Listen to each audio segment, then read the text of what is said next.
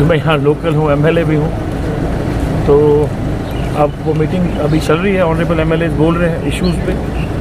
PHC के issues है, बहुत सारे इश्यूज़ होते हैं उनके, और ऑनरेबल मिनिस्टर सुन रहे हैं, और जब वो अपनी तकरीर करेंगी तो मुझे लगता है वो सारे इश्यूज़ को जो है एड्रेस करने की कोशिश करेंगे। सर यहाँ पर बारामूला की बात करें तो यहाँ पर एक बारामूला का, सब डिस्ट्रिक्ट हॉस्पिटल सोपोर का, और कुछ एरिया जो मेरा रफियाबाद का है जहाँ वो सब डिस्ट्रिक्ट हॉस्पिटल धामा हो, CHC डेंगू बच्चा हो, ट्रॉमा उदरगाम हो, और भी जितनी बड़े बड़े इंस्टीट्यूशंस हैं जो कई सालों से ऐसे ही है, मैंने जनरल रिव्यू लिया। और आपको ये कहूँ कि इंशाल्लाह रहमान जहाँ तक GMC बारामूला के बारे में, वहाँ फैकल्टी के हवाले से इश्यूज़ थे कुछ, वो मुझे लगता है कि इंशाल्लाह रहमान एड्रेस हो गए हैं।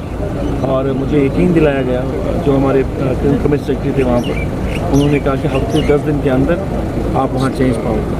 देखिए मैं आपको बताऊँ, इरिगेशन और या PHC के जो इश्यूज़ हैं, सही कहा आपने, पैडी के हवाले से लोग रोज़ फ़ोन करते हैं। जो हमारी पंप स्टेशंस हैं, हमें लगता है 20, 25, 30 साल पहले वो बने हुए हैं, और जो मशीनरी वहाँ पर है उनकी एफिकेसी कम हुई है, उतना पानी सक नहीं कर सकते हैं। दूसरा, बहुत सारी हमारी स्कीम्स जो है पूरू नाला पे बनी है, और वो सोर्स जो होता है रिलायबल उतना नहीं होता है, क्योंकि जितनी गर्मी बढ़ जाती है तो वो डिप्लीट हो जाता है। इसी तरह बहुत सारी चीज़ें जहाँ स्कीमें हमारी हैं जो ग्रेविटी पर है, वहाँ पर भी पानी की कमी हो गई है। और कोशिश हमारी है जहाँ पर लिफ्ट स्कीम्स हैं वहाँ पर मैन एंड मशीनरी को हम भेजते हैं, वो क्लीन करने के लिए, डिसल्टिंग क्लीन करने की कोशिश कर रहे हैं, और जितना हो सकता है हम उस पर लगे हैं, डिपार्टमेंट लगे हैं, ऑफिसर्स ऑन स्पॉट हैं।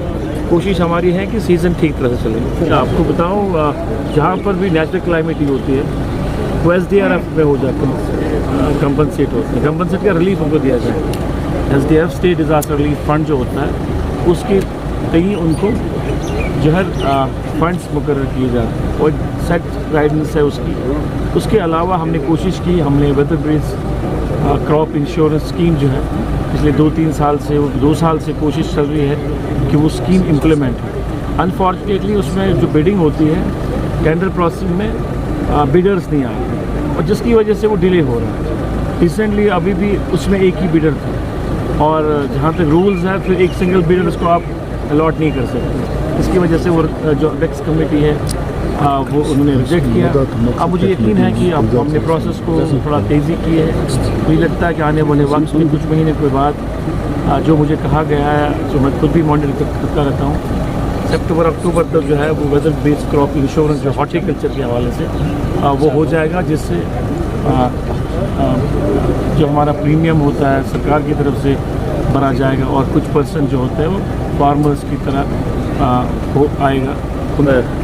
एक नैरेटिव, अनफॉर्चुनेटली एक नैरेटिव खड़ा किया जा रहा है कि भाई डुअल सिस्टम, सरकार अपने काम कर रही है। देखिए, लोगों की एक्सपेक्टेशन बहुत ज़्यादा है, वो इसलिए भी है क्योंकि पिछले 6-7 साल से यहाँ कोई सरकार नहीं थी। अब जब 7 साल कोई सरकार नहीं होती, लोगों की इश्यूज़ जो है पायलान हुए, जो पब्लिक इश्यूज़ थे।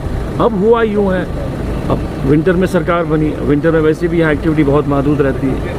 उसके बाद असेंबली सेशन रहा मार्च के महीने में, अप्रैल में हमारा प्लान बनना था, उसमें थोड़ा कुछ मैं नहीं कहूँगा डिले, कुछ चीज़ें हुई, थोड़ा सा उसमें ताख़ीर हुई। उसके बाद प्लान मुरतब हुआ। मुझे लगता है आज काम स्टार्ट हो गया, चाहे वो R&B के हवाले से हो, PHC के हवाले से हो, रूरल डेवलपमेंट के हवाले से हो। अगले 6 महीने में आपको बाय एंड लार्ज आप देखो कि डेवलपमेंट का जो दौर जिसका हमने वादा किया वो इंशाल्लाह शुरू हो जाएगा, और बड़ी शिद्दत से होगा। मिनिस्टर्स अवेलेबल होते हैं, सेक्रेटरीट में अवेलेबल होते हैं, फील्ड्स में अवेलेबल होते हैं, लोगों के इशू सुनते हैं। CM साहब खुद अवेलेबल रहते हैं, ऑफिस में अवेलेबल रहते हैं, जो उनका प्राइवेट ऑफिस रब्ता है वहाँ अवेलेबल रहते हैं, उनका एडवाइज़र अवेलेबल रहता है। तो मैं नहीं लगता हूँ लोगों को इश्यूज़, अब चूँकि एक्सपेक्टेशन बहुत ज़्यादा है, लोग चाहते हैं कि 10 साल के इशू जो है वो 6 महीने में मसले हल हो जाए। ये ऐसी बात है कि 100 किलोमीटर का किसी कॉन्स्टिट्यूंसी का एरिया है, अब हमने 20 किलोमीटर इस साल ली है या 25 किलोमीटर, वो कहते हैं 100 के 100 हो जाए। अब फाइनेंशियल कंस्ट्रेंट्स भी है, वो भी देखना पड़ता है।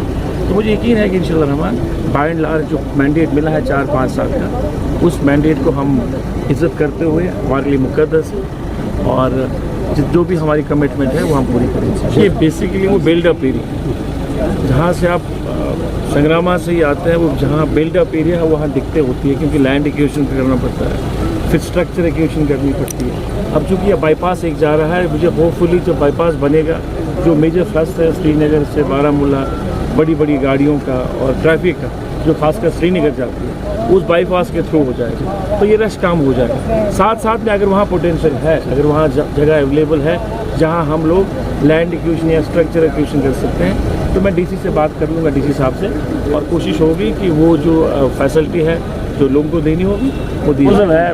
DIC की ज़मीन जो है वो मेडिकल कॉलेज कहता है कि हमें दिया जाए, जहाँ अक्सर बेशतर पार्किंग हो जाए। बिल्कुल सर, वो सरकार के पास पूरी फाइल नहीं आई है, मुझे पूरी जानकारी नहीं है। जो ऊपर से मेरे को जानकारी दी गई वो यही है कि मेडिकल कॉलेज जो बारामूला का है वो ये कहता है कि वो इंडस्ट्री की ज़मीन जो हमें मिलनी चाहिए। उस पर DC साहब ने क्या राय ली है या प्रपोजल क्या है, मुझे उसकी जानकारी नहीं है, ये सुनने में आया। और जब ये मेरे पास या काउंसिल ऑफ मिनिस्टर्स के पास आएगी या कभी भी डिस्कशन के लिए आएगी, तो मेरी कोशिश होगी कि उसका जो है सही फैसला लिया जाए और वो लोगों के हित